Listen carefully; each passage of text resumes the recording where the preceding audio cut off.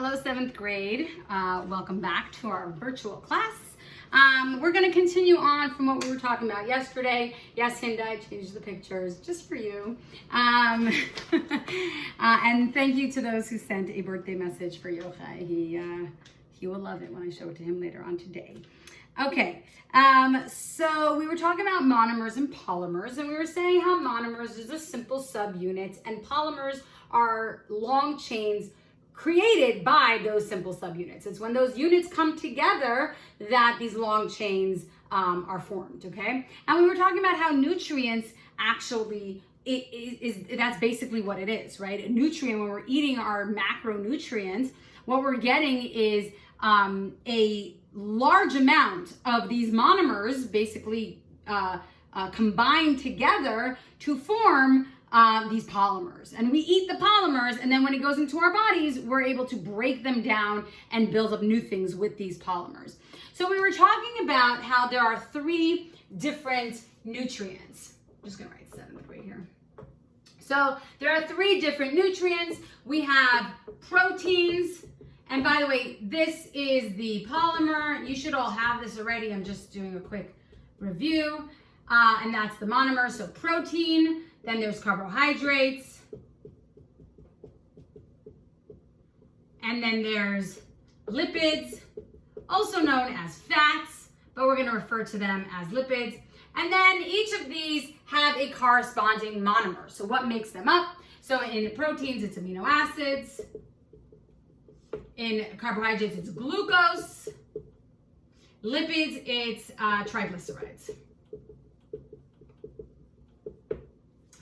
By the way, with carbohydrates, it's interesting. Lipids too. They're actually, as we go along, you'll see that there are actually various different kinds of these monomers that kind of come together to form these polymers.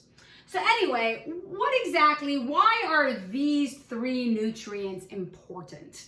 And we said that it's really crucial that our cells have these nutrients to be able to make organelles, right? So in order for our cells to exist, the organelles are pretty much made of all these nutrients, right? And we're going to talk about different organelles and the I should say polymer, and the corresponding nutrient and why those things are important.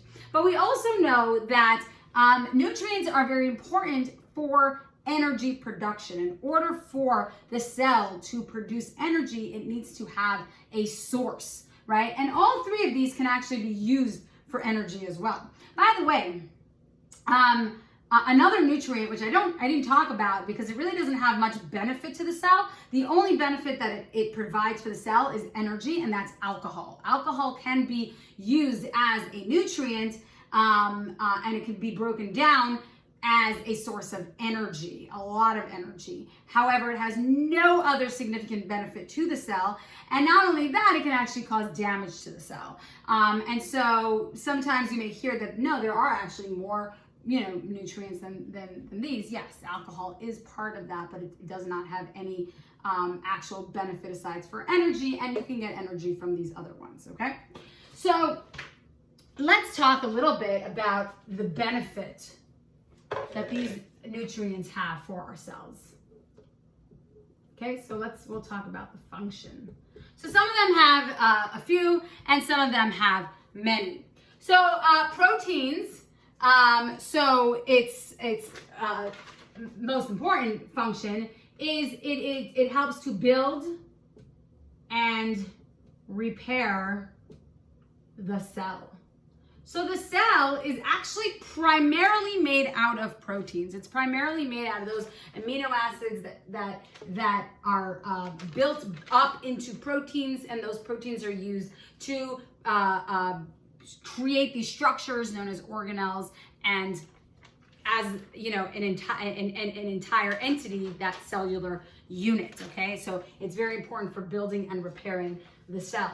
The other thing that it's really important for is that enzymes, we're going to talk about enzymes shortly, are proteins. Now, I'm going to put this down over here. Enzymes are the quote unquote workers of the cells. Enzymes do the work, okay? So when we talk about proteins, right? Proteins are crucial because not only are they there to actually create and make these cellular structures, these organelles and all these things that are basically what produces that structure of the cell, it also is the workers of the cell, right? When the cell actually has to do anything, it uses these enzymes, right? These workers of the cell to be able to do it. And a lot of times it's used interchangeably. Enzymes, proteins, right? These things are used interchangeably as the workers of the cells. And so enzymes are very, very, very, very important. Enzymes are involved in building up processes. They're used to break down processes. They're used to in literally everything. In every chemical process, you're going to have enzymes. You're going to have proteins. They are the workers of the cell. Okay, and basically nothing would get done if enzymes didn't exist. And all enzymes are proteins. Okay. By the way, not all proteins are enzymes, but all enzymes are proteins. Last year, this was like a hard concept for everyone to understand. So we use the analogy, not all fish are goldfish, but all goldfish are fish. Okay, so if you understand that concept. So not all proteins are enzymes, but all enzymes are proteins. Okay, so that's the category that they come from. And then the third function is that it can be used as a source of energy. Now, there are plenty of other functions. These are the three that I'm going to focus on. When we talk about used as a source of energy, we want to just to understand that concept.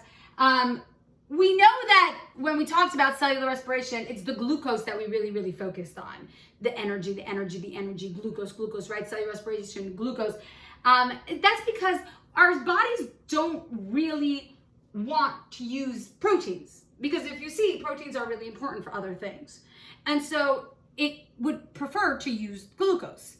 And so that's where glucose really comes in. But if there's no glucose in the cell, if there's no glucose available, then the body will absolutely go to protein. It will absolutely use protein as a source of energy because in order for the cell to maintain being alive, to maintain living, it needs to have energy. And in order to have energy, it needs to break down one of these nutrients. And so if carbohydrates isn't available, lipids and proteins will be the next available option.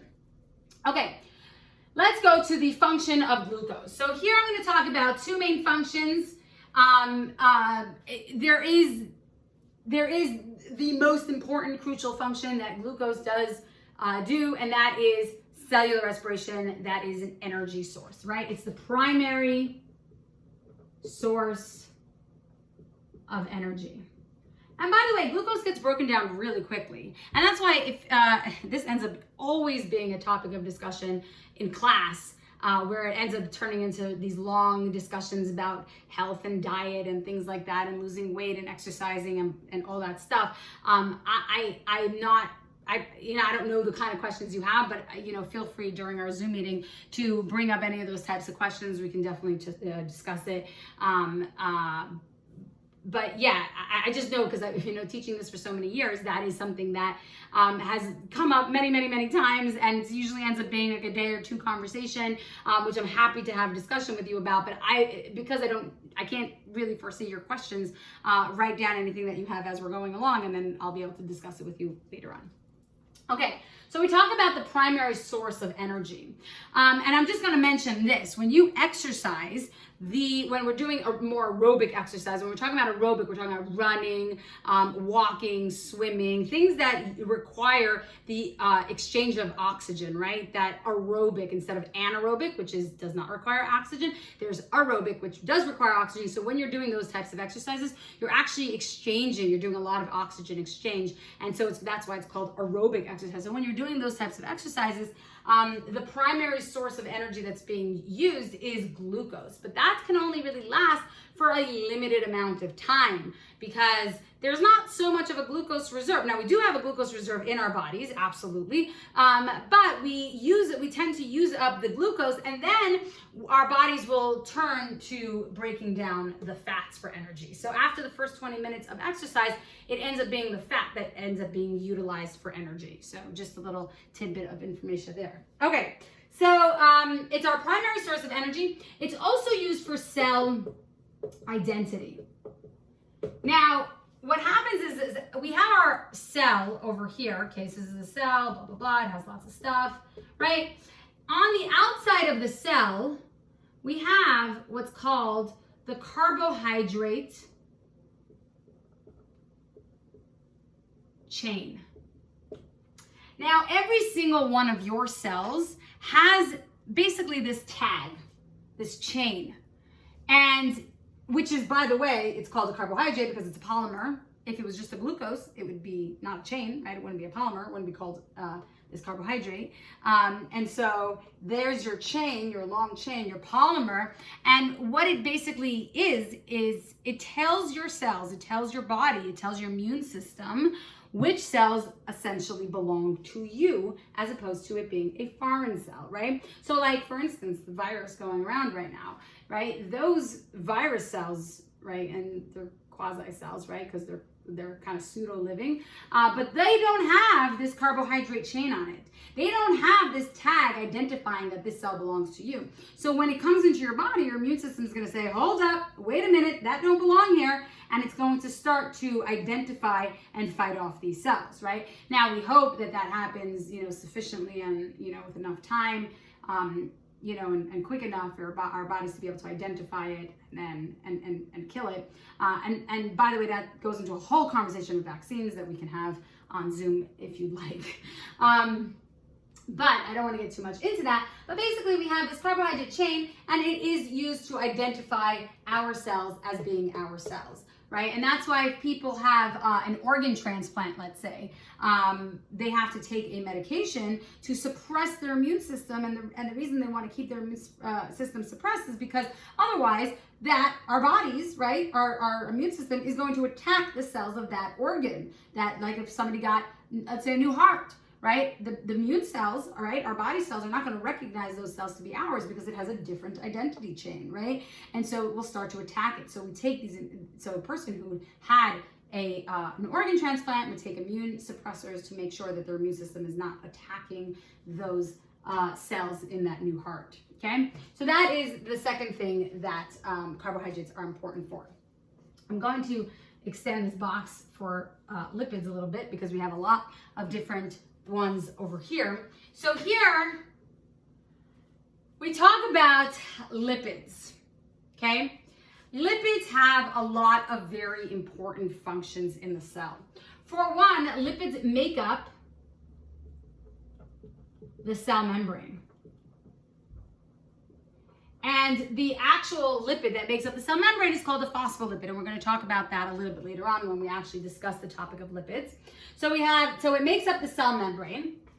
It is used, it's an insulator. Okay, so so lipids kind of surround our organs, and it's used as an insulator to keep the body warm, right? We want that fat, those lipid macromolecules, those polymers, to keep our bodies warm. Okay, that's very important. It's also it's an insulator, and why am I forgetting this? Shock absorber. So think about if you get an Amazon package and your new iPhone is coming in, right? And they just put the iPhone right into the Amazon box, and then they ship it to you with no plastic, bubble, popcorn, or any of that stuff, right? They just kind of just put the iPhone in there. Well, what happens when it bounces around? That iPhone now has no shock absorbency, right? There's nothing surrounding it to take that shock. So what takes the shock? The phone takes the shock, right? Well, our cells, right, our organs are really, really important. They're really valuable, right? And we want to make sure that there's something that's kind of cushioning it so that when there's any type of force that is hitting our bodies, that there is something to be able to take that shock, to absorb that shock, and that's why it's really important. Number 4, it helps with the absorption. I don't know how to spell absorption. Hold on. Absorption, maybe? I don't know. All right, maybe you can't even say it. A-B-S-O-R. Absorb. It should be a B, right? Absorb. T-S-O-B-T-I-O-N. All right, whatever. If it is or if it isn't. So it helps with the absorption of vitamin A, D, E, and K. Very important vitamins, very important nutrients. Vitamin A, D, E, and K. A is really important for the body to be able to regulate, to keep our bodies, to our immune systems especially, right? And keeping our cells at bay. So if there's a cell that's maybe not doing what it's supposed to do, vitamin A is very important in helping regulate that. Vitamin D, we hear so much about vitamin D, so important for so many different things. Vitamin E as well helps in keeping and repairing our cells.